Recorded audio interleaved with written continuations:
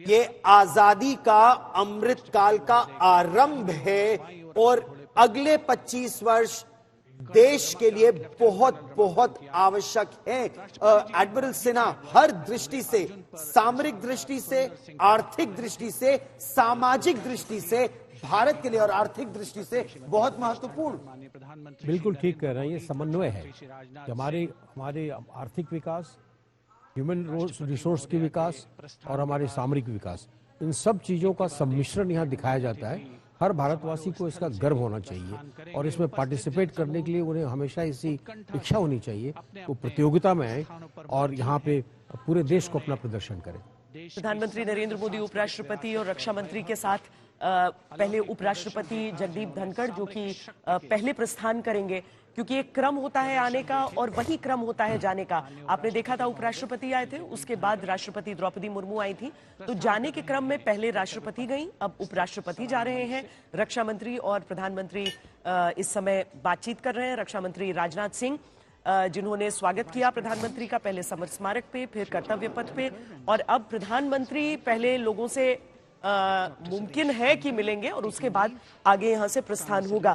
एमाशु चोपड़ा, आज के परेड की सबसे बड़ी हाईलाइट आपके हिसाब से क्या है? मुझको लगता है दो हाईलाइट्स हैं। एक तो विविधता, भारत की विविधता जो showcase about democracy, culture, colour, women, एक तो ये है, और दूसरा आत्मनिर्भरता। ये दो इलाकों में हमने सारी परेड में जो भी हमने दिखाया है। और देखिए ये तस्वीर देखिए प्रधानमंत्री नरेंद्र मोदी हाथ हिलाते हुए दर्शक दीर्घा में लोगों का अभिवादन स्वीकार कर रहे हैं और लोग भी अपनी सीटें छोड़ छोड़कर आगे आ गए हैं। एक ओर से कर्तव्य पथ के एक छोर से अब प्रधानमंत्री कर्तव्य पथ के दूसरे छोर की ओर आगे बढ़ गए हैं।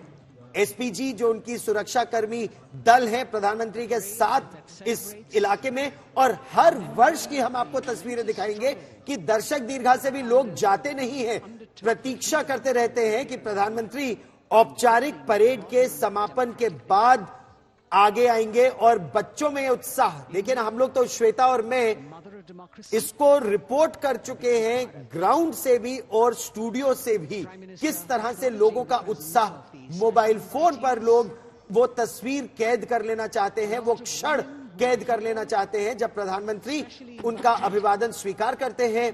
और कई बार तो जब छोटे छोटे बच्चे होते हैं और लोग सेल्फी के लिए जिद करते हैं श्वेता, तो प्रधानमंत्री सेल्फी के लिए रुक भी जाते हैं।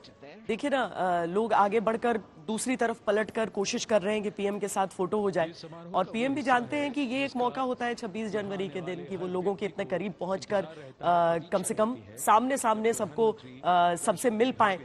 एक एक करके नहीं सबसे मिल पाते हैं व्यक्तिगत तौर पर, लेकिन जरूर दूर से ही वो अभिवादन अगर करते हैं तो सबकी उत्सुकता दिख रही है वहां पर। देखिए कैसे जितने भी दर्शक दीर्घा में लोग हैं वो बेहद उत्सुक होकर, खुश होकर प्रधानमंत्री की ओर हाथ हिला रहे हैं कि उनकी तरफ देखें, उनको एक नजर देखें। प्रधानमंत्री की पूरा जो सुरक्षा डिटेल है उनके साथ आगे बढ़ता हुआ, और एसपीजी पूरी तरीके से तैयार रहता है। अभी पता नहीं कहाँ पीएम कहाँ पर जाने की इच्छा कर लें, कहाँ पर किन से मुलाकात कर लें, चाहे हम संसद भवन का उद्घाटन देख लें और हम काशी विश्वनाथ कॉरिडोर का देख लें, वहां मजदूरों के बीच चले गए, उनसे मुलाकात करने लगे, जबकि वो निर्धारित नहीं था।